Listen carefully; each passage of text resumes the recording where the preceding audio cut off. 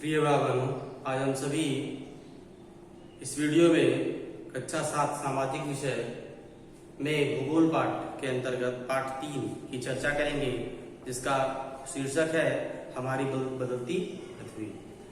इसके अंतर्गत जो पहला टॉपिक है कि पृथ्वी के भूपटल पर परिवर्तन लाने वाले बल। हम इसके बारे में चर्चा करेंगे और समझेंगे कि कैसे भूपटल में परिवर्तन आता है और विभिन्न प्रकार की स्थलाकृतियां हमको प्राप्त होती हैं। आपको मैं बताना चाहता हूं कि जो भूपटल है उस पे अनेक प्रकार के प्लेटें हैं। उन प्लेटों के माध्यम से भूपटल पर विभिन्न प्रकार की आकृतियां प्राप्त होती हैं। स्थलमंडल अनेक प्लेटों में विभाजित है और जिन्हें हम स्थलमंडलीय प्लेट कहते हैं। आपको यह जानकर आश्चर्य होगा कि ये प्लेट हमेशा धीमी गति से चारों तरफ घूमती रहती हैं और प्रत्येक वर्ष केवल कुछ मिलीमीटर के लगभग ही क्या करती है, घूमती हैं। और पृथ्वी के अंदर जो पिघले हुए मैग्मा में होने वाली गति के कारण ऐसा होता है और पृथ्वी के अंदर पिघला हुआ मैग्मा एक वृत्तीय रूप में घूमता रहता है। इस प्रकार से चारों तरफ घूमते रहते हैं, जिसकी कोई दिशा निर्धारित नहीं है। ठीक, हम कुछ क्रियाकलापों के माध्यम से इसको समझेंगे कि किस प्रकार से हमको स्थलाकृतियां प्राप्त होती हैं। तो आइए सबसे पहले जानते हैं कि प्लेटें किस प्रकार से घूमती हैं। तो जो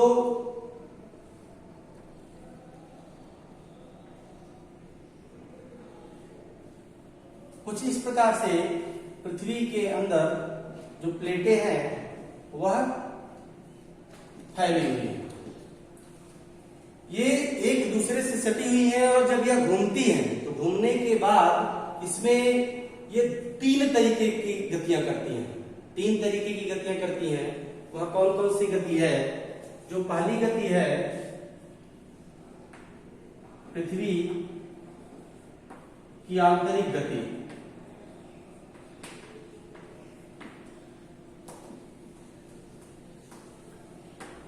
पहली गति है अभिसारी, दूसरी गति है अपसारी और तीसरी गति है समांतर।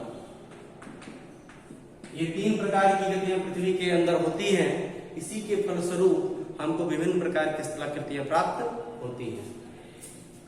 अब अपसारी गति क्या होती है कि जब दो प्लेटें आमने सामने एक दूसरे पर खिसक करके चढ़ती है, यानी जब दूसरा प्लेट भारी होने के कारण नीचे की तरफ आ जाता है और यह प्लेट ऊपर की तरफ चला जाता है, तो इस प्रकार की गति को हम कहते हैं अभिसारी गति। यानी प्लेटों का पास आना किस गति में आता है? अभिसारी गति में आता है। लेकिन जब यही प्लेट एक दूसरे से दूर हो जाए या एक दूसरे से दूसरी दिशा में जाने लगे, तो इस प्रकार की गति को हम कहते हैं इस प्रकार। यहां से ये प्लेट दूसरी दिशा में जा रहा है और यह प्लेट दूसरी दिशा में, इस प्रकार की गति को हम कहते हैं अपसारी गति। लेकिन और तीसरी प्रकार की गति क्या होती है कि जब कोई प्लेट है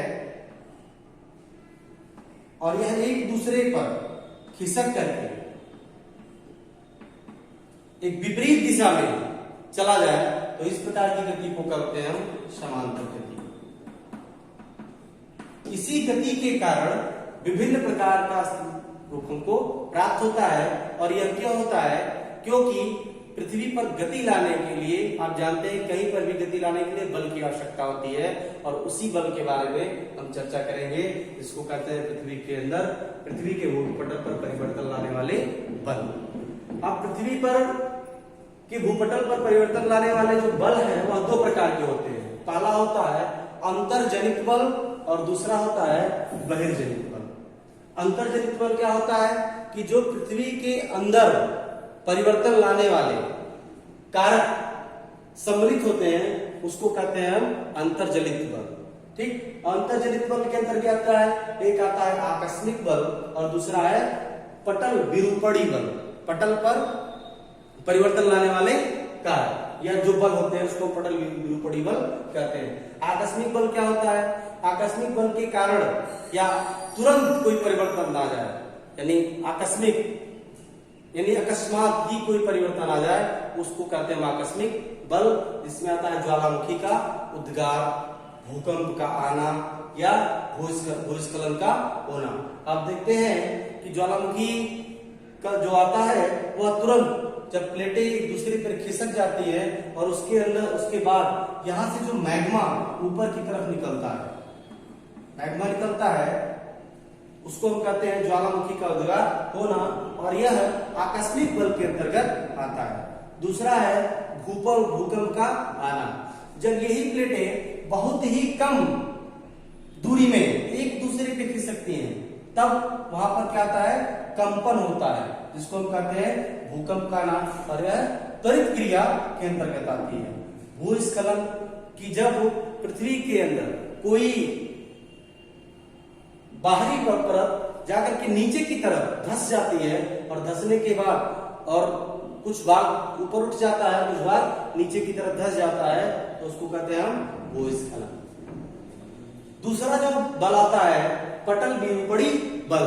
अब इसके अंतर्गत इसको दो भागों में विभाजित किया गया है। एक है महाद्वीपीय निर्माणकारी बल और दूसरा है पर्वत निर्माणकारी बल। महाद्वीपीय निर्माणकारी बल के अंतर्गत आता है ऊपरी मुखी बल और अधोमुखी बल। यानी ऊपरी मुखी बल ऐसा बल कि जो ऊपर की तरफ कार्य करता है, यानी नीचे से ऊपर की तरफ कार्य करता है उसको कहते हैं ऊपरी मुखी बल और जो नीचे की तरफ कार्य करता है इसको कहते हैं हम अधोमुखी बल। दूसरा है पर्वत निर्माणकारी बल। पर्वत निर्माणकारी बल यानी पर्वत के निर्माण में जो बल कार्य करता है उसको हम कहते हैं पर्वत निर्माणकारी बल। इसमें आता है संपीड़न और दूसरा तनाव। संपीड़न क्या होता है कि जब किसी चीज में बल के कारण वलय उत्पन्न हो जाए, यानी इस प्रकार की वलय उत्पन्न हो जाए, इस प्रकार की आकृति हो जाए कि दोनों आपस में दब करके जो बीच का भाग हो उठ जाए, ठीक है, उसको हम कहते हैं संपीड़न। संपीड़न के कारण जो स्थलाकृति उत्पन्न होती है उसको कहते हैं पर्वत निर्माणकारी बल।